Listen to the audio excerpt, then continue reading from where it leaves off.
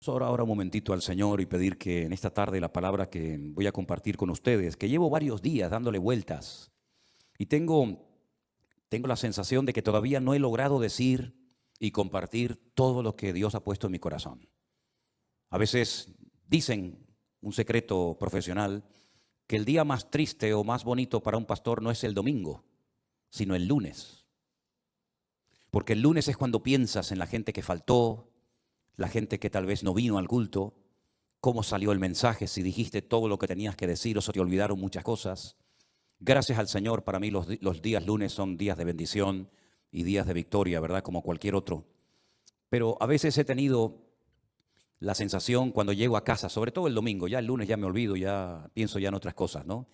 Que no dije todo lo que tenía que decir, ni fui capaz de compartir todo lo que yo a nivel personal, en mi estudio de la palabra cada día, saqué de esta porción o de cualquier otra, ¿no? Pero vamos a orar juntos, si les parece, hermanos, para pedirle al Señor que en esta tarde, este hermoso salmo del cual voy a estar hablando, toque nuestros corazones y podamos aprender todo lo que tenemos que aprender en el día de hoy. ¿Les parece, hermanos? Vamos a orar. Señor, muchas gracias, Padre, porque cada vez que abrimos tu palabra, nuestro corazón se llena de gozo y de expectativa por lo que tú nos enseñarás, por lo que tú nos hablarás a través de ella. Te pido, Señor, que el estudio, la exposición de este hermoso salmo sea de bendición para todos los que vamos a oírlo y podamos aprender e interiorizar todo lo aprendido en el día de hoy. Ayúdanos, Señor, a estar atentos, tanto a la hora de compartir como a la hora de recibir, que tu nombre sea glorificado y que en esta tarde salgamos de aquí renovados y fortalecidos en la fe, en el nombre de Jesús. Amén y amén. Me gustaría primeramente ponerles en la pantalla, en las pantallas de la iglesia, un gráfico donde hemos hecho un pequeño resumen de los 150 salmos que tenemos hoy por hoy en nuestras Biblias. Realmente el libro de los salmos no es un libro, son 5 libros. Y esos 5 libros se llaman en su idioma original Teilín. Y yo ya he dicho muchas veces que todo lo que termina en in es masculino plural. Teilín significa alabanzas. Teilá es alabanza, Teilín es alabanzas. Este es el libro de alabanzas, el himnario, el libro de canciones del pueblo de Israel, que hasta el día de hoy se siguen cantando muchos de estos salmos. Por eso es muy hermoso leerlos a menudo y memorizarlos y enseñarlos a nuestros hijos, enseñarlos a los que nos rodean, porque traen mucha bendición a nuestra vida. Hay salmos para todos los gustos. Hay salmos 100% mesiánicos, es decir, salmos que apuntan a la vida del Señor Jesucristo. Por ejemplo, un salmo que describe los sufrimientos de Cristo en la cruz, el 22. Hay salmos que son oraciones, por ejemplo, el 90, el Salmo 90, que por cierto mi suegra Esperanza se lo sabe de memoria, con la edad que tiene, es una oración que hizo Moisés. Y esa oración de Moisés la tenemos en la Biblia, ¿verdad? Señor, tú has sido nuestro refugio de generación en generación, antes que los montes nacieran y fueran formados la tierra, ¿verdad? Ese es el Salmo 90. Tenemos el más extenso, el capítulo más extenso de la Biblia, el 119, el que todos ustedes se saben de memoria, ¿verdad? El más pequeñito, el 117, que es la letra de una antigua canción que cuando yo me convertí se cantaba mucho esa alabanza, pero ya como que se ha olvidado. Alabad al Señor, naciones todas, pueblos todos, alabadle, alabadle, bendecid su nombre, ¿verdad? Tenemos el famoso Salmo 133. Mirad cuán bueno y cuán delicioso es habitar los hermanos juntos en armonía. Tenemos salmos proféticos, salmos que son quejidos, lamentos, ¿verdad? Tenemos la oración de los ancianos, la petición, el salmo de los ancianos, el salmo de las personas que ya han pasado a otra etapa de la vida. Es un salmo precioso también. Pero todos esos salmos se fueron recopilando a lo largo de la historia en diferentes periodos. Y ahí les he puesto un gráfico en las pantallas de la iglesia para que ustedes vean el proceso que experimentaron los salmos hasta poder recopilarlos los 150 y tenerlos en nuestras Biblias. Por ejemplo, los primeros 41 salmos, del 1 al 41, Se recopilaron, no significa que se escribieron, pero que se recopilaron en la época del rey David.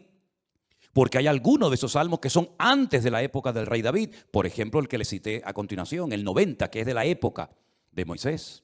Pero esos 41 primeros salmos se recopilaron, se reunieron y posteriormente se añadieron al libro de los salmos en la época del rey David. Otros salmos, por ejemplo, del 42 al 72 y del 73 al 89, se recopilaron en los tiempos de esos dos grandes reyes de Judá, los reyes del sur. Estos dos reyes fueron extraordinarios, Ezequías y Josías.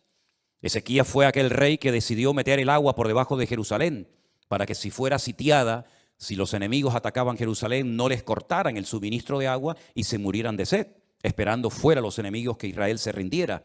Todavía ese túnel subterráneo, esos túneles, mejor dicho, porque son varios, que llevan el agua por debajo de Jerusalén, todavía hoy en día se pueden visitar.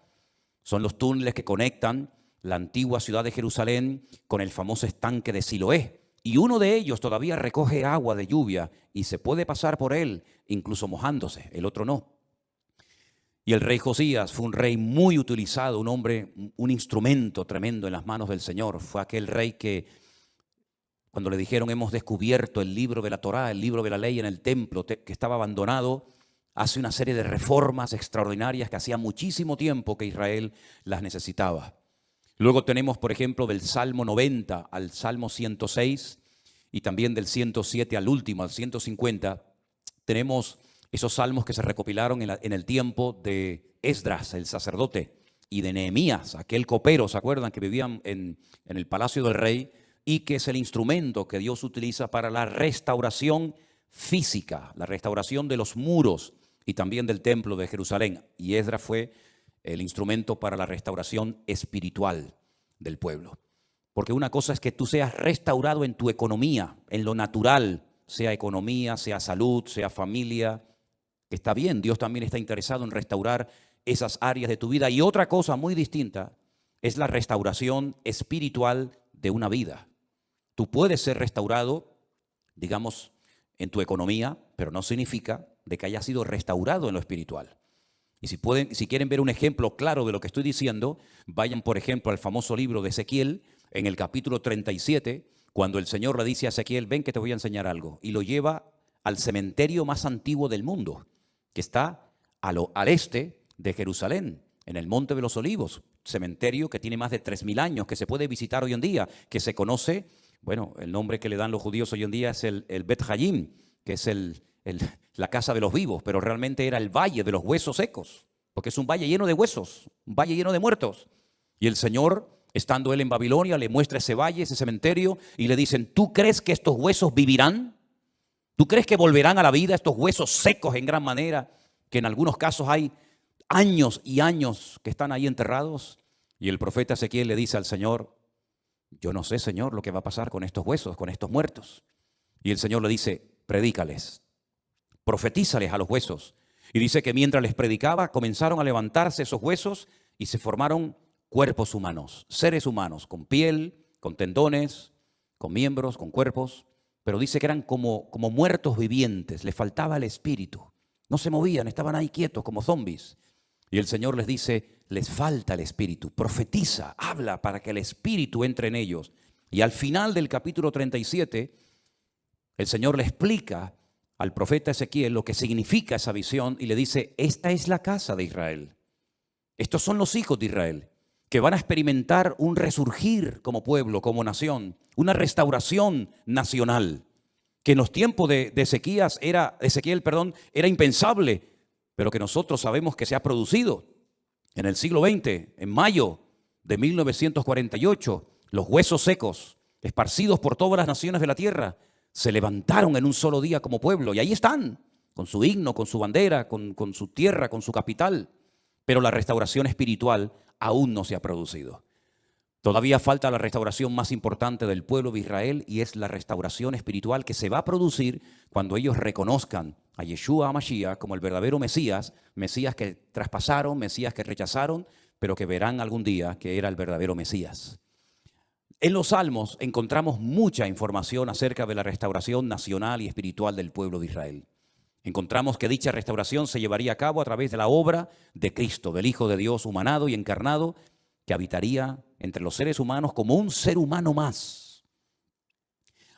En los Salmos también encontramos al principio mucha información acerca del tipo de salmo que vamos a leer. Por ejemplo, hay salmos que en la parte de arriba pone Mictán. ¿Lo habéis visto alguna vez? Mictán. Y uno dice, ¿y eso qué significa? Mictán es una enseñanza profunda. Un salmo que ponga arriba como título Mictán es una enseñanza a tener en cuenta. Es una sabiduría expuesta por escrito para que el que la lea, el que la reciba, el que la cante, sepa que está cantando verdades muy profundas que nacen del corazón de Dios. Hay salmos que, por ejemplo, pone Salmo de Segilot y significa que es un salmo que se tenía que tocar con instrumentos de cuerda, porque no todos los salmos se tocaban con instrumentos de cuerda, había otros que eran de percusión y otros de viento. Hay salmos que pone, por ejemplo, Shir LaMa'alot, salmo cántico de las subidas, que eran los salmos que cantaban los peregrinos cuando subían a Jerusalén 3 veces al año a celebrar la fiesta de la Pascua, la fiesta de los tabernáculos, que era la última, y en medio la fiesta de Pentecostés o la fiesta de Shavuot, las semanas. Y también algunos creen que había escalones en el templo de Jerusalén donde se ponía el coro y esos salmos de las subidas desde allí los cantaban. Pero en este salmo, si ustedes lo pudieran ver en hebreo, al principio pone mitzmor, y la palabra mitzmor significa que es un salmo que hay que cantarlo. Nosotros como cristianos no tenemos esa costumbre, lamentablemente, porque el salmo nos indica que este salmo habría que cantarlo desde el versículo 1 hasta el último versículo, hasta el versículo 5. Nosotros lo hemos leído, pero realmente es un salmo que, según las instrucciones que Dios nos da, tendríamos que haberlo cantado. Y es la mejor manera de aprender capítulos enteros de memoria de la Biblia poniéndole música. Y es la mejor forma de aprender, ya digo, capítulos y capítulos enteros de la Biblia. Ahora, el Salmo 127, que es el que se leía en esta tarde, si ustedes buscan su Biblia, empieza diciendo que si el Señor, el Eterno, Jehová, como dice la versión Reina Valera, no edifica la casa, en vano trabajan los que la edifican. Tenemos que explicar brevemente a qué se está refiriendo el autor de este salmo, que pudo ser David, que le escribió un salmo, una enseñanza a su hijo Salomón, o como opinan otras personas, pudo ser un salmo que lo escribió Salomón con una enseñanza que heredó de su padre, el rey David. Sea como sea, la declaración que hace el versículo 1 es muy interesante. Si Dios, el Eterno, nuestro Creador, no edifica la casa, en vano trabajan los que la están edificando. El sueño de David, que nunca lo vio cumplido, era construir un templo para su Dios. Dios nunca le dijo a David que lo hiciera, pero nació en el corazón de David el anhelo, el deseo de tener una casa, un templo, sobre todo para que el arca de la alianza, que tenemos ahí en la entrada de la iglesia como una réplica, para que ustedes pudieran ver el tamaño original que tenía el arca de la alianza en aquellos tiempos, en vez de estar debajo de una lona, debajo de una tienda de campaña, pudiera estar en un templo bonito, grande, bien decorado, espacioso, etcétera, etcétera. Ese era el sueño de David, pero nunca lo vio cumplido, porque el profeta Natán le dijo que él no tenía el aval, el respaldo de Dios, el permiso del Señor para construir dicho templo. Ese templo solamente podía ser levantado en un lugar, no podía ser levantado en cualquier parte, sino encima de lo alto de un monte llamado el monte Moriah.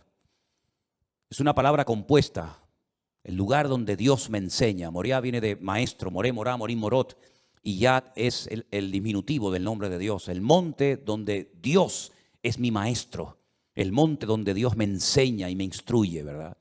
En ese monte vivía un señor llamado Arauna, que era un jebuseo, los antiguos habitantes de Jerusalén. Y allí sube el rey David. Y entonces dice la Biblia que allí ofrece un sacrificio cuando había muerte por todas partes por un pecado que, como bien saben ustedes, el rey David había cometido. Allí él presenta un sacrificio en el mismo monte y en el mismo lugar donde tiempo atrás el famoso patriarca Abraham, el amigo de Dios, había subido con su hijo Isaac para sacrificarlo sobre un altar, pero el Señor lo detuvo y le dijo, no lo hagas. Todavía ese altar, esa roca enorme que es tan grande como esta plataforma o más, todavía está allí. Y los judíos consideran que desde allí fue donde Dios creó el mundo, el ombligo, el centro geográfico de la tierra bíblica. Pues en ese lugar Salomón, su hijo, iba a construir el primer templo de la historia para Dios. Ellos tenían que partir de la base de que el Dios de ellos era tan grande, tan inmenso, que era imposible meterlo dentro de un templo. Era totalmente imposible meter a Dios, limitar a Dios dentro de un cubículo, dentro de un edificio, porque ya el Señor le había dicho a David que el cielo es su trono y la tierra es el estrado de sus pies. ¿Qué templo me van a hacer ustedes para mí? Los romanos se reían de los judíos cuando llegaron a Israel y decían, ustedes están locos, porque ustedes tienen un templo enorme, precioso, pero vacío. ¿Dónde están vuestros dioses? ¿Dónde están vuestras divinidades? Los griegos, los romanos y todas las culturas habidas y por haber levantaban templos, pero luego los llenaban de ídolos. Apolos, Afrodita, ¿verdad? Cibeles, Ares y tantos dioses. Pero los judíos nunca pusieron una figura de Dios. Porque al Señor tu Dios adorarás y a Él solo servirás. Y en los famosos 10 mandamientos, el Señor prohibía la fabricación de imágenes de talla.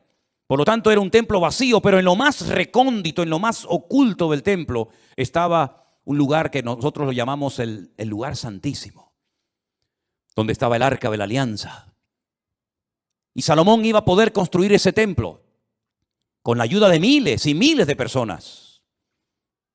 Y podía estar tranquilo de que nadie le iba a atacar, porque su padre había estado durante años sometiendo a todas las naciones vecinas para que su hijo en tiempos de paz y de prosperidad pudiera construir el templo de Jerusalén. Lo tenía todo.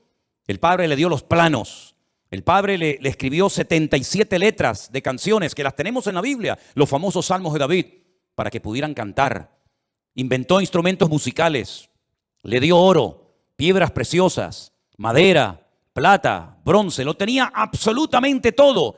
Y además Salomón hizo un pacto con el faraón, que eran expertos en aquella época en la fabricación de megaestructuras, porque los judíos nunca habían hecho un edificio tan grande, y mucho menos para Dios. Cómo levantar aquellas piedras, subirlas a aquel monte, colocarlas una encima de la otra. Aquellas columnas, más de 70 columnas exactamente, de una pieza. Cómo iban a levantarlas, ponerlas a nivel para que aquella casa no se cayera. El templo no tenía arcos, como lo inventaron los romanos. Por eso los arcos le han permitido a las fabricaciones y a la arquitectura romana permanecer hasta el día de hoy, pero eran columnas y era muy difícil poner aquello en pie.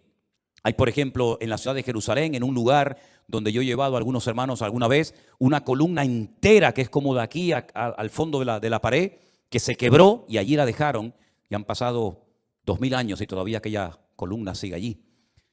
Él hizo un pacto con el faraón, se casó con su hija, hizo un pacto de no agresión. De hecho, su hija se murió en Jerusalén y hay en el torrente de Cedrón hay una pirámide pequeñita, recordando que allí está enterrada una mujer de origen egipcio, porque ella murió en Jerusalén. Y el faraón le ayudó a construir aquel hermoso templo. Pero Salomón sabía perfectamente que él podía tener el oro, la plata, los albañiles, los carpinteros, los canteros, absolutamente todo. Incluso había naciones que todos los años le traían, curiosamente, 666 talentos de oro. Multiplique 666 por 45, era una barbaridad de kilos de oro para ayudarle. Venían personas de todos los continentes de la tierra, unos le traían marfil, otros le traían diamantes, otros le traían de todo. Pero él sabía que aunque lo tenía humanamente hablando todo, sin el respaldo, sin la ayuda del Señor, aquel templo nunca se iba a poder levantar. Y aquí hay una primera lección que tenemos que interiorizar nosotros como cristianos en el día de hoy. Nosotros nos podemos esforzar mucho y de hecho el esfuerzo forma parte de la vida cristiana. Esfuérzate y sé valiente, le decía el Señor a Josué, ¿verdad? Josué capítulo 1. Esfuérzate y pelea, le decía el apóstol Pablo a Timoteo. Pero por mucho que nos esforcemos, por mucho que trabajemos, por mucho que madruguemos o por mucho que trasnochemos, sin el respaldo, sin el favor de Dios, todo lo que hagamos no sirve absolutamente para nada. ¿Cuántos dicen amén? Algunos creen que por trabajar más van a ganar más y se equivocan.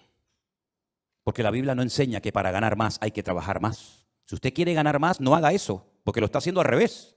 Si usted quiere ganar más, yo después le digo lo que tiene que hacer. Pero no trabajes más para ganar más, porque vas a ganar menos y te vas a terminar agotando. Porque la Biblia dice, en el Salmo que hemos leído, que si el Señor no edifica la casa, en vano, y esa palabra en vano, esa expresión en hebreo, en vano, significa para que no llegues al agotamiento físico y mental. ¿Qué les parece? Para que no llegues a un momento que digas, ya no aguanto más, estoy reventado, estoy cansado. Llego el fin de semana, quiero descansar y el lunes voy igual de cansado, peor. Y vas acumulando cansancio y durante la noche no duermes. Cuando dice el Salmo 27 que una de las bendiciones de Dios es poder dormir tranquilamente por la noche. Dice que a sus amados el Señor les dará el sueño. Y hay muchas personas que darían cualquier cosa con tal de poder dormir en paz, como nosotros, los hijos de Dios, que hemos aprendido a depender y a descansar en el Señor, podemos dormir en paz. ¿Cuántos dicen amén?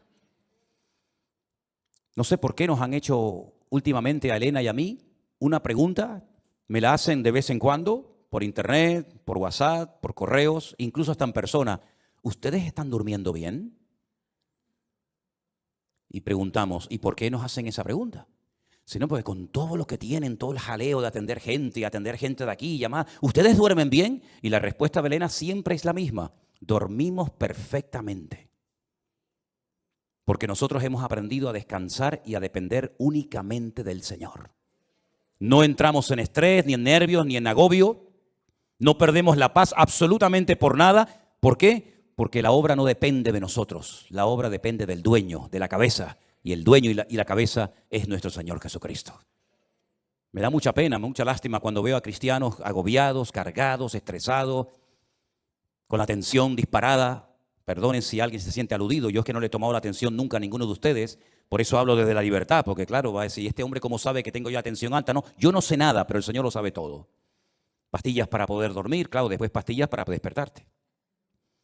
Agobiado, estresado, que no llego a fin de mes, que no pago el colegio de los niños, que los libros, que esto, que lo otro. Y yo he cumplido recientemente 60 años. No me da ninguna vergüenza decirlo, al contrario, estamos orgullosísimos de los 60 años que tenemos. Y de esos 60 años, que parecen mucho, pero a la hora de la verdad no son tantos, de esos 60 años, 40 los he dedicado a servir única y exclusivamente al Señor. Es decir, no me he dedicado en otra cosa los últimos 40 años de mi vida más que a servir al Señor. Con iglesias pequeñas, con iglesias grandes, con escasez, con abundancia, con mucha gente, con poca gente o con ninguna gente. Y en estos últimos 40 años, si algo hemos aprendido, sobre todo en este último año, es que Dios es galardonador de los que le buscan. Y cuando más difícil estaba todo, y cuando humanamente hablando era imposible que esto siguiera adelante, el Señor sin manos nos dio una cachetada de amor, mostrándonos y enseñándonos que Él es el que edifica su casa y su obra, y no nosotros. A mí me llama mucho la atención que este verbo edificar es exactamente el mismo que emplea el Señor Jesucristo cuando hace referencia a lo que Él iba a hacer. Edificaré mi iglesia. Su padre en Génesis capítulo 1 nunca empleó el verbo baná o boné, que es construir, sino el verbo bará, que se parece, pero no tiene nada que ver una cosa con otra. Bará es un verbo que solamente aparece en la obra creadora de Dios. Cuando dice la Biblia que en el principio creó, ese verbo creó es bará y significa crear de la nada. Este púlpito está hecho de un material llamado metacrilato. Lo mandamos a hacer hace 20 años. El que lo hizo, porque este no se ha perdido ningún culto desde que estamos aquí, Este ha estado todos los cultos, todas las reuniones de jóvenes, todos los cultos de jueves, todos los cultos de domingo. Este que está aquí, o esto que está aquí, ha estado siempre aquí. Pero el que lo hizo, no lo creó, lo hizo utilizando una materia prima, metacrilato. Y el púlpito que tenemos en la iglesia del Puerto de la Cruz es de madera. Y alguien lo hizo, no lo creó, utilizando la materia prima de la madera. Pero el verbo bará en Génesis capítulo 1 es crear de la nada. ¿Y cómo Dios creó sin utilizar materia prima? Sin utilizar tierra, sin utilizar piedra, sin utilizar madera, con el poder de su palabra. Dijo Dios, sea la luz, y fue la luz. Y dijo Dios, y todo lo que Dios decía se materializaba por el poder de su palabra. Pero curiosamente el Hijo, cuando viene a este mundo hace 2000 años, Él no dijo, crearé. mi iglesia de la nada. No dijo eso, sino dijo edificaré. Y si juntamos, y tenéis memoria para recordar esto, el Salmo 127 dice Salomón, si Dios no edifica esta casa, en vano estamos trabajando nosotros aquí. Estamos perdiendo el tiempo. Nos estamos desgastando, vamos a llegar a la extenuación, al agotamiento, si Dios no respalda esta obra. Porque Él sabía que esa obra no dependía de sus obreros, de su sabiduría, que era mucha y la tenía, de su dinero, que era mucho y lo tenía. Él sabía que aquella casa no era una casa particular, no era una sinagoga, no era un colegio, era la casa de Dios. Y la casa de Dios solamente se podía utilizar esa palabra, esa expresión, para hacer referencia al templo. Yo sé que hay gente que dice, hermanos, bienvenidos a la casa de Dios. Está mal dicho eso. Porque esto no es la casa de Dios. Esto es un local donde se reúne la iglesia, pero esto no es la casa de Dios. Dios no vive aquí. Si esto fuera la casa de Dios, yo no me voy de aquí ni a palos. ¿Cómo me voy a ir de aquí si mi Dios vive aquí? ¿A dónde me voy a ir? Nos tendríamos que venir a vivir aquí. Pero esta no es la casa de Dios. Pero en aquellos tiempos, cuando Salomón dice, si Jehová no edificare la casa, ¿qué casa se refería? A la casa de Dios. Él sabía que esa casa no iba a poderse terminar si no tenía el respaldo de Dios. Por eso el Señor Jesucristo pudo decir, yo edificaré mi iglesia. Porque Él dijo, todo lo que hago y todo lo que digo, lo hago porque mi Padre me da autorización y me apoya para hacer y decir lo que hago. Por eso la iglesia ha permanecido en estos últimos 2000 años con persecuciones, con todo tipo de regímenes políticos, con falsas doctrinas, con divisiones, etcétera, etcétera. ¿Por qué? Porque el que la está fabricando no es el hombre, el que la está construyendo es el Señor Jesucristo. Y nosotros somos piedras vivas en ese edificio, pero la piedra angular, la que soporta todo el peso, es nuestro Señor Jesucristo. La piedra que desecharon los edificadores ha venido a ser la cabeza del ángulo. Bendito sea Dios. Piná, Rosh Piná. Eso es, Rosh Piná. Hay un pueblo en Israel muy bonito que se llama Rosh Piná, que significa la cabeza del ángulo. Pero este salmo, ¿sabes? Te da una calma, te da una paz impresionante, porque no tienes que estar dependiendo de tu esfuerzo personal, sino del respaldo de Dios. Y yo le hacía esta mañana a los hermanos del Puerto de la Cruz 2 preguntas que se las voy a hacer ahora a ustedes. ¿Dios está respaldando lo que estás haciendo? Piensa bien, ¿eh? Todos no vamos a ser pastores, todos no van a ser predicadores, evidentemente. Pero todos y cada uno de ustedes, de nosotros, nos dedicaremos en la vida a algo. Pero mi pregunta es, ¿a eso a lo que hoy por hoy te estás dedicando, tú notas en tu vida el favor de Dios, el respaldo de Dios? Si la respuesta es sí, yo siento que en mi profesión, en mi carrera, en mis estudios, en mi trabajo, yo siento y noto que el respaldo, que la bendición de Dios está conmigo. Gloria a Dios, no sabes cuánto me alegro, hermano. Pero si la respuesta es no, entonces ¿por qué lo estás haciendo? Si sabes que Dios no te ha mandado a hacer lo que estás haciendo, ¿cómo te atreves a hacerlo? Porque la segunda pregunta que les iba a hacer es, ¿por qué estás haciendo lo que estás haciendo? ¿Para ganar un sueldo? Es decir, ¿tú sabes que no estás haciendo lo que Dios quiere? Esa no es la voluntad perfecta de Dios para tu vida, pero igualmente lo haces porque a final de mes un señor te pone un sobre con un dinero para poder cubrir tus necesidades. ¿Así es como tú te has montado tu vida cristiana? ¿Te ves haciendo lo que estás haciendo tus próximos 10 años, 20 años de tu vida? ¿Ese es el futuro de tu vida? ¿Dedicarte a lo que estás haciendo? Si es la voluntad de Dios, gloria a Dios, siga adelante. Pero como la vida es tan corta y cuando te des cuenta pasó, ¿cómo hay creyentes que se han dedicado toda la vida a hacer lo que saben que no era la voluntad de Dios perfecta para ellos, pero al fin y al cabo lo hacían para al final de mes recibir un sobrecito con un hueso que te daba un señor que le sobraba de todo, que a veces no te pagaba lo que tú merecías por haber trabajado tanto, pero dependías de él hasta para poder poner un poco de gasolina a tu coche o hacer una compra en un supermercado? Para eso murió el Hijo de Dios en una cruz, para que viviéramos como la gente del mundo sin marcar una diferencia y sin demostrarle al mundo que Dios nos enseñó a nosotros en su palabra un estilo de vida diferente. Yo te voy a confesar algo que probablemente es la primera vez en mi vida que voy a decir en público. Yo no sé si en algún momento, en alguna iglesia, en alguna predicación, desde los 19 años que estoy sirviendo al Señor, yo he dicho alguna vez esto que voy a decir ahora. Esto sería como dicen en televisión, esto es una primicia. ¿Tú sabes cuál era la preocupación, la gran pregunta que yo tenía en el tercer año de escuela bíblica, de seminario, cuando yo estaba a punto de salir? ¿Sabes cuál era mi pregunta? ¿De qué voy a vivir? Porque yo no quería volver a la casa de mis padres. Porque yo le había dicho a mi padre que el Señor me había llamado. Y cuando él me preguntaba, ¿de qué vas a vivir? No había iglesias por ninguna parte. Hoy en día hay iglesias por todas partes. Pero en aquellos años, hace 40 años, no había iglesias prácticamente por ninguna parte. Eran contadas con los dedos de una mano las iglesias que, por ejemplo, había en Tenerife. Muchas de las iglesias que ustedes conocen o han visitado, o a lo mejor han estado, no existían. Las iglesias eran de 10, 15 personas. Había muy poca gente, un culto de jóvenes con 5, 6 jóvenes. Era un avivamiento. No había prácticamente nada y la pregunta que yo tenía en aquellos años era, ¿de qué voy a vivir? Porque no quiero volver otra vez a vivir en la casa de mis padres. Porque sería entonces darle la razón al viejo de que me equivoqué. Y al fin y al cabo tengo que volver a vivir con ellos hasta para poder comprarme un par de zapatos. Pero casi la última semana de estudiar en aquella escuela bíblica en Las Palmas, en un piso allí cerca de las playas de las canteras, llegó un misionero, como eso ya les he contado en otras ocasiones, y me pidió que viniera aquí a Tenerife a echarle una mano en la obra. Y desde ese día, el 31 de mayo me gradué. Mayo tiene, desde el 1 de junio de 1981. ¿Qué día es hoy? ¿Cuál? 31 de octubre, fíjate.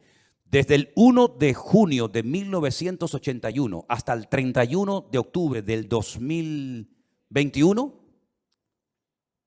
yo no he hecho otra cosa en mi vida más que servir al Señor. Me pude casar, pudimos viajar, hemos fundado iglesias en algunos lugares y estamos disfrutando de la obra del Señor como nunca jamás en la vida habíamos soñado. Sabemos lo que es estar sentado en una cama con una libreta, con una calculadora, sacando los gastos del mes y diciendo, no llegamos, no llegamos, no llegamos. Pero también sabemos lo que es, el Señor es mi pastor y nada me faltará. Hemos aprendido a vivir en escasez como no te imaginas. Y hemos aprendido a vivir en abundancia. Hemos aprendido a dormir en cualquier lugar. Porque el Señor nos ha mostrado de que cuando una persona es capaz de hacer un mínimo gesto por el Señor respalda y bendice la vida de esa persona. Y tengo un temor tremendo en mi corazón por toda la manera como el Señor nos está bendiciendo y abriendo puertas en todas partes. Porque sabemos perfectamente que no es por nuestros méritos. No es por nuestros méritos. Quiero decirles que cuando muchos de ustedes vinieron a esta iglesia, nosotros ya hacía años que estábamos aquí. Hacía años que estábamos en este lugar. Y el Señor ha ido edificando poco a poco su obra. Y hoy en día podemos hablar para la gloria del Señor de miles y miles de personas que en todas partes del mundo, muchos de ellos han conocido al Señor Jesucristo como su Señor y Salvador personal en este último tiempo. Anoche tenía una reunión por Zoom con todos los hombres de la iglesia virtual del grupo número 2, gente con más de 80 años, dándole gracias al Señor porque en la recta final de su vida, como ellos mismos decían, han conocido el Evangelio del Señor Jesucristo y tienen un hambre por conocer más y más de la palabra que a mí realmente me deja sorprendido todo lo que el Señor está haciendo. Yo quiero decirles a todos y a cada uno de ustedes que yo también tuve tu edad y estuvimos dispuestos cuando éramos jóvenes, recién casados con 21 años, a pagar un precio. Y nos llamaron locos. Los pastores nos reunían de vez en cuando y nos decían, estáis locos. ¿Cómo sois capaces de ir con una niña pequeña como era Priscila en aquellos años a un país tan lejos, sin conocer prácticamente a nadie, a vivir por fe? Pero cuando el Señor edifica su obra y cuando el Señor respalda su obra, no hay impedimento que pueda frenar la vida de un hijo y una hija de Dios. Y yo quiero desafiarte a que tú pierdas el miedo, porque si de algo a mí me ha servido el Salmo 127 es a perder el miedo. Si Anderson, que está conectado al liderazgo y a los coordinadores de la iglesia virtual número 1, les hablara acerca de lo que cuesta, del presupuesto enorme que cuesta el hacer todas las actividades, nos quedaríamos con la boca abierta. Pero el Señor ha suplido de una forma increíble, porque el Señor es galardonador de los que le buscan, y cuando Él edifica la casa, no hay nada ni nadie que la pueda detener.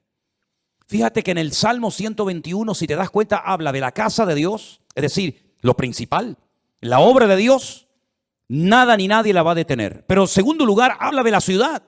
Si Jehová no guardare la ciudad, en vano vela la guardia. Este versículo, cada vez que me tocaba a mí guardia en el ejército, y te daban todas las balas y la metralleta y el armamento para estar de guardia, yo siempre lo decía en alta voz: si el Señor no guardare la ciudad, en vano vela la guardia. Porque todo lo que hagamos, todo tu esfuerzo personal, y que conste, quiero dejar bien claro, por favor, hermano, que el Salmo 127 no es un salmo que apoya al perezoso, al vago, al negligente. No, no, al contrario. El esfuerzo forma parte de una vida cristiana normal. Pero todo nuestro esfuerzo, nuestro sudor, nuestro trabajo no sirve de nada si el Señor no respalda lo que estamos haciendo para Él. Absolutamente de nada. Luego es un golpe al ego del hombre. Porque la gloria no me la llevo yo. Yo he sido el que he edificado, como decía Salomón, Nabucodonosor, ¿se acuerdan? Yo fui el que levanté la gran Babilonia. Y al final tuvo 7 años viviendo en un monte como un animal, para que el Señor pudiera arrancar de su corazón la arrogancia y el orgullo. Porque una persona arrogante, acomplejada u orgullosa no es digna de estar sirviendo al Señor. Una persona con orgullo, una persona que se le sube a la cabeza lo que tiene, lo que es o lo que hace, es una persona que no está capacitada para estar al frente de una obra. Por eso a mí me da alegría ver al hombre más sabio de la tierra, a uno de los hombres más ricos del mundo, como era Salomón, que cuando la reina de Saba vino y lo visitó, le dijo: lo que me contaron no es ni el 1% de lo que ven mis ojos. Que él reconozca que el éxito de aquella obra no estaba en él, sino estaba en su Dios. Y nosotros tenemos que aprender hoy más que nunca, que tenemos que aprender a depender de Dios. Y eso hay que enseñárselo a nuestros hijos, y hay que enseñárselo a los jóvenes de la iglesia, para que nos demos cuenta de que en estos tiempos donde la economía está en crisis y donde el mundo irá, según la Biblia, de mal en peor, nosotros estemos preparados y sepamos adaptarnos a las circunstancias y no perder la paz ni el equilibrio, porque el Señor es nuestro Dios y estará con nosotros todos los días hasta el fin del mundo. Madrugar y trasnochar sin el respaldo de Dios no sirve absolutamente para nada. El Salmo 127 es un salmo donde el Señor nos muestra que cuando dependemos de Él podemos estar tranquilos. Y mire lo que dice: por demás es que os levantéis de madrugada y vayáis tarde a reposar, por demás. Y que comáis pan de dolores, pues que a su amado dará a Dios el sueño. Y ahora yo te pregunto a ti, ¿y ustedes cómo duermen? ¿Dormiste bien anoche? ¿O estabas dando vueltas y vueltas y vueltas en tu cama sin poder conciliar el sueño? Una de las señales de que nuestra alma está alineada con Dios es que nuestro cuerpo y nuestra mente puede descansar tranquilamente durante la noche. Una mente atormentada sin la paz de Cristo, sin tener esa comunión con el Señor, es imposible que tu cerebro pueda descansar durante la noche y dormir tranquilo sabiendo en quién has confiado.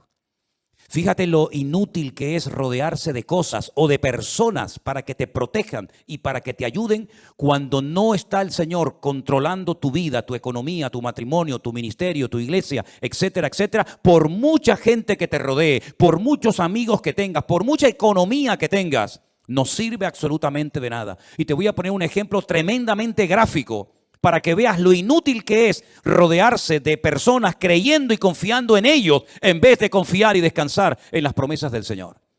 ¿Os acordáis de Saúl? ¿Sabéis quién era Saúl? Sí, ¿verdad? El primer rey de Israel. Estaba obsesionado con matar al rey David o con el joven David. El rey en aquella época dormía en el centro del campamento. se hacían círculos concéntricos de soldados alrededor del rey, de tal manera que si saltabas uno de esos círculos de protección, automáticamente en el segundo caías. Es como en las cárceles. ¿Ves que hay como un muro alambrado que si logras saltarlo, te encuentras a continuación otro y te quedas entre muro y muro, ¿verdad? En muchos bancos en la península, aquí en Canarias no se ve, pero en muchos bancos en la península tocas un timbre, te abren una puerta, entras, se cierra detrás de ti y la otra no se abre hasta que se cierre la anterior, para que así te quedes entre una y otra. El rey Saúl dormía rodeado de centenares de soldados y de su guardia personal en el centro del campamento. David una noche bajó de las montañas y atravesó el primer círculo, el segundo, el tercero y hasta el mismo lugar donde estaba el rey Saúl dormido. Cogió la lanza del rey Saúl, subió a lo alto de una montaña y cuando estaba lejos comenzó a gritar: ¡Abner! ¡Abner! ¿Qué haces? ¿Qué forma de proteger al rey es esa? Mira lo que tengo en la mano. He llegado hasta la misma presencia del rey Saúl, al que supuestamente tú tienes que estar cuidando. Te has quedado dormido. No has cumplido con tu deber.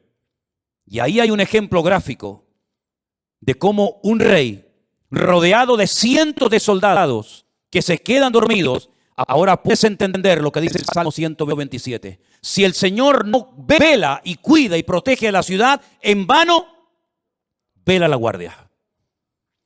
Todos se van a quedar dormidos espiritualmente hablando en estos últimos tiempos. Los políticos se van a quedar dormidos y no van a saber discernir el mundo espiritual. Los bancos se van a quedar dormidos y van a ser esclavos del próximo sistema mundial de economía. Los religiosos se han quedado dormidos hace siglos y son incapaces de discernir los tiempos y las ocasiones. Y la iglesia no puede entrar en ese juego. Por eso dice el apóstol Pablo: es tiempo de despertarnos del sueño. Despiértate tú que duermes y te alumbrará Cristo. Hay un sueño, ¿verdad?, profundo que experimentó Adán. Pero fue un sueño que Dios produjo para que no le estorbara en la obra que el Señor estaba haciendo. Pero hay otro sueño de tipo espiritual que te adormece el alma, que atonta tu espíritu, que ciega tu entendimiento y que cauteriza tu conciencia y que te impide reconocer que a veces lo que estás haciendo no es la voluntad de Dios. Es un juguete, un entretenimiento del sistema faraónico del mundo que te da todo a cambio de nada y al final de tu vida no has hecho nada y te has creído que Dios estaba respaldando tu obra, tu ministerio, tu imperio, tu reino, pero has tirado por la borda tu vida y te has bajado a lo profundo del barco mientras había una tormenta arriba. Tú te has quedado dormido y en vez de actuar marcando una diferencia, dejaste que el mundo te marcara y te manipulara a ti. Por eso, mis queridos hermanos, el Salmo 127 es de sacudir nuestras conciencias y despertarnos ante la realidad. ¿Qué estoy haciendo con mi vida? ¿Qué estoy haciendo con mis recursos? ¿Qué estoy haciendo con mi tiempo? ¿Qué estoy haciendo con mi juventud? ¿Qué estoy haciendo con los dones y talentos que Dios me dio? ¿Qué estoy haciendo en definitiva? Porque si lo que estoy haciendo no tiene el respaldo de Dios, ¿para qué lo sigues haciendo? ¿Es que acaso el Señor no dice en su palabra: el justo por la fe vivirá? ¿O es que eso solamente eran unas palabras bonitas que Martín Lutero en esta época del año, hace muchos siglos atrás, sacudió su conciencia, le hizo reconocer y recapacitar que el sistema religioso en el que estaba envuelto estaba envenenado y corrompido? Son unas palabras bonitas de un profeta del Antiguo Testamento que sí quedaron muy bien, pero que hoy en día no tienen ningún efecto. Eso funciona, es realmente así, eso es real. ¿Funcionan las promesas de Dios? Te pregunto, hermano. ¿Funcionan sí o no las promesas de Dios en tu vida? ¿Te fías de Dios? ¿Crees que Él te puede sanar, que te puede prosperar, que te puede bendecir? Pues te voy a dar algunas pinceladas para que empieces a entrar en una dimensión diferente en cuanto a tu relación con Dios. Primero, hay ciertas y determinadas cosas que hay que pelearlas y lucharlas en el campo de batalla.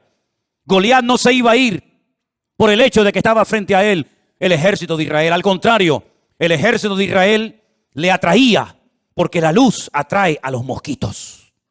Ellos no tuvieron que ir a buscar a Goliat. Goliat los encontró a ellos.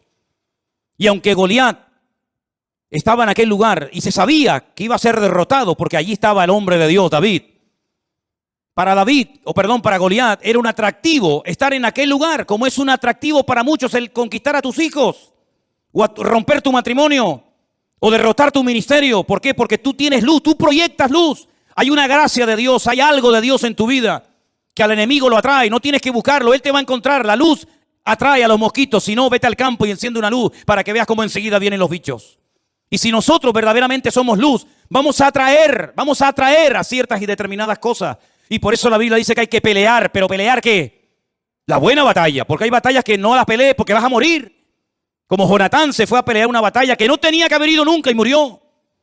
Pero Pablo dice, yo he peleado la buena batalla. ¿Estás peleando la buena o la mala batalla? Porque la buena te dará la corona de vida, la recompensa del Eterno. Pero la mala te quitará la vida, tu familia, tu esposa, tus hijos, y perderás el galardón de Dios. Hay bendiciones que vienen por pelearlas. La tierra está delante de vosotros, pero ahí están los filisteos, los amorreos, los cananeos, los jebuseos, los amonitas, los moabitas. Ir y pelear contra ellos. Y tuvieron que pelear y jugarse la vida y derramar sangre y tener heridas y cicatrices en el cuerpo para conquistar la tierra. Porque hay ciertas y determinadas bendiciones, claro, tú tienes que saber cuáles, que tienes que conseguirlas peleando la buena batalla en el nombre del Señor. Pero hay otros milagros que no vienen por pelear, sino simplemente por decir gracias por esta situación que estoy atravesando en mi vida. Cuidado, no solamente es una palabra mágica, gracias y ya viene el milagro, no. Es una actitud, es una edificación interior de tu alma producida por la obra del Espíritu Santo en ti.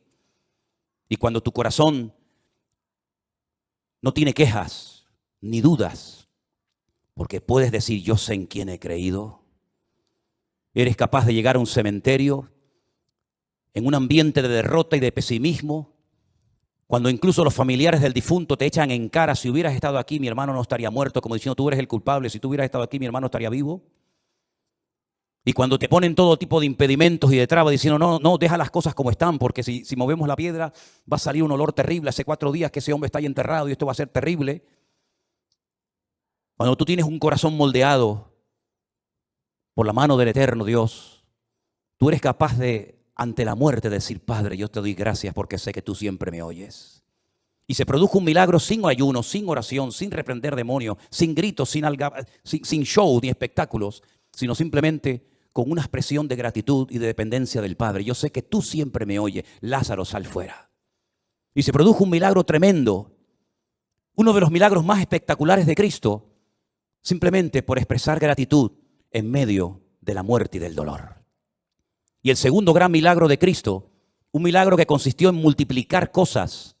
En este caso no fue transformar elementos como agua, vino, sino crear cosas, multiplicar panes y peces de una forma incontable, en pleno desierto, donde no había recursos materiales para poder cubrir la necesidad de tantas miles y miles de personas, cuando sus propios discípulos, y tendrás esta experiencia en tu vida, te lo aseguro, hermanos que te llegarán y te van a decir, pero con ese sueldo, ¿a dónde vas? Y con ese cochecito, ¿qué haces? Y con esa motito, ¿qué haces? Y tus propios hermanos te tratarán de limitarte lo que tienes, como diciendo, pero lo que tienes no vale para nada. Cuando incluso uno se le acercó al Señor y le dijo, ni 300 denarios que tuviéramos, que no los tenemos, por cierto, pero si los tuviéramos, tampoco servirían para dar de comer a estas multitudes. El Señor toma lo poco y le enseña a los discípulos que en el peor momento de sus vidas, cuando acaban de recibir la orden, el desafío de darles vosotros de comer, aprendan a atender a la gente. Pero si no tenemos ni para nosotros. Sí, pero es que hay un principio. Cuando te descentralizas de ti mismo y te centras en Dios y en los demás, el aceite nunca faltará. Nunca faltará. Así que dadles vosotros de comer y yo os voy a enseñar cómo se les da a la gente hambrienta de comer. ¿Qué hay por ahí? Unos cuantos panes y peces. Los cogió, los bendijo y dio gracias. Y dando gracias, comenzó a partirlo y le dijo, comenzar a repartir, comenzar a repartir, comenzar a repartir. Y hasta llegaron a sobrar cestas enormes llenas de pedazos de la comida que el Señor había multiplicado. Hay milagros que vienen por pelear. Hay bendiciones que vienen por pelear y jugarte la vida y hasta la extenuación si hace falta. Pero hay otros milagros que vienen cuando te relajas y dices, ya no puedo más. Pero te voy a dar gracias por mi hijo, por mi enfermedad, por mi escasez. Te voy a comenzar a dar gracias y voy a comenzar a gozarme en lo que no entiendo. Y voy a transmitir ánimo, aliento y gratitud a mi familia y a mi gente que me rodea. Y vas a comenzar a ver milagros impresionantes en tu vida. Yo digo una cosa. ¿Qué tienes que perder? Imagínate que te funciona. Vas a estar toda la vida agradecido al Señor por haber aprendido a salir de la miseria, por haber aprendido a gozarte en la adversidad y por haber aprendido a ver la gloria de Dios en medio de las tormentas de la vida. ¿Cuántas tormentas hemos atravesado? ¿Cuántos desiertos hemos cruzado? ¿En cuántas cuevas nos habremos metido espiritualmente hablando? Pero de todas y de cada una de ellas nos ha sacado nuestro Dios.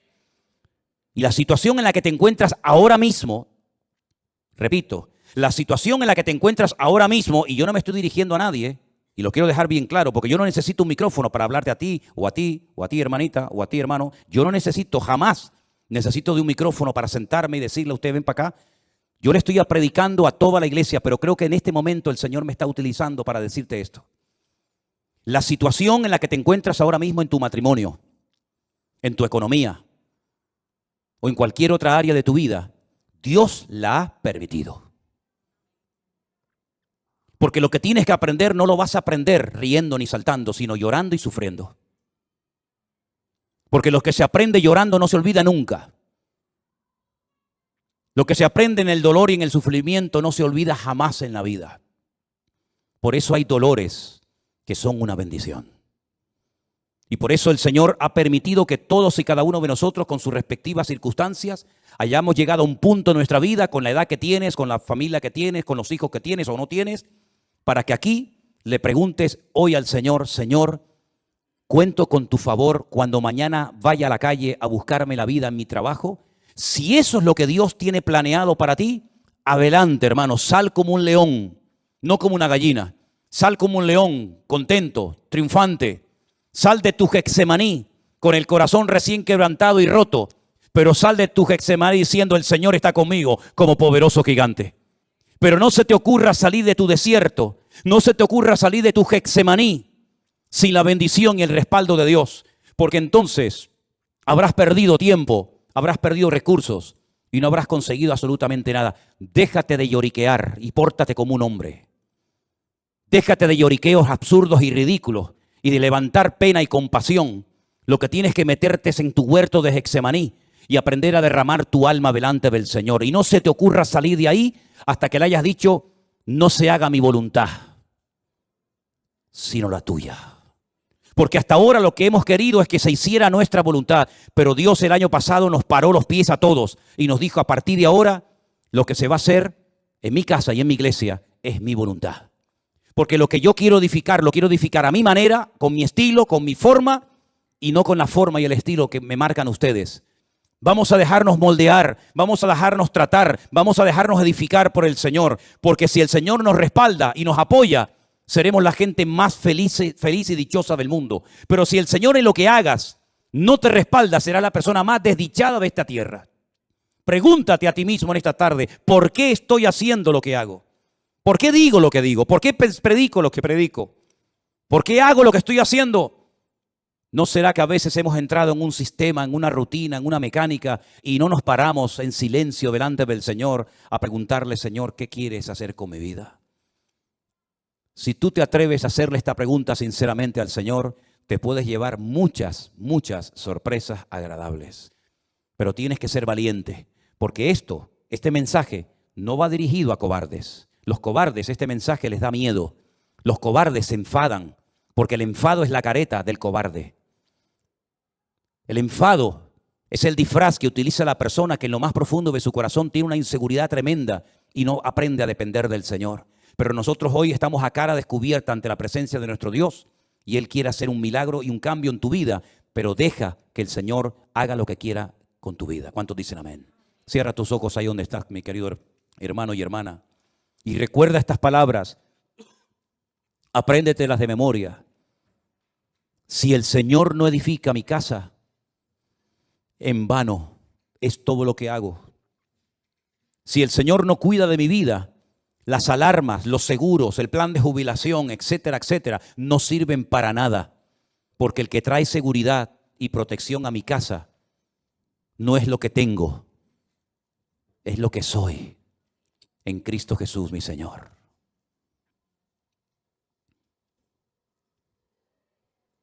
En esta tarde, Señor, hemos escuchado tu palabra atentamente y hemos reflexionado acerca de nuestra vida, de nuestra existencia. Y queremos pedirte en esta tarde, Señor, ayúdanos a depender 100% de ti, Señor. No confiamos ni creemos en nuestra experiencia, ni en nuestra fe, ni en nada, sino solamente en ti. Y por eso yo te ruego, Señor, que en esta tarde este salmo sea una base, un fundamento sobre la cual comencemos a trabajar y a edificar nuestra vida de hoy en adelante. Señor, edifica tu iglesia como tú quieras. Guarda tu iglesia como tú solamente lo sabes hacer. Y cuida de la vida de nuestros hijos, porque son las flechas, son las saetas que tú nos has dado para demostrarle al mundo que nuestra fe no muere con nosotros, sino que se la hemos traspasado también a nuestros hijos, a nuestra descendencia, para que tu nombre sea conocido en todas las naciones de la tierra. Guárdanos, Señor, en esta semana. Úsanos como nunca antes lo habías hecho.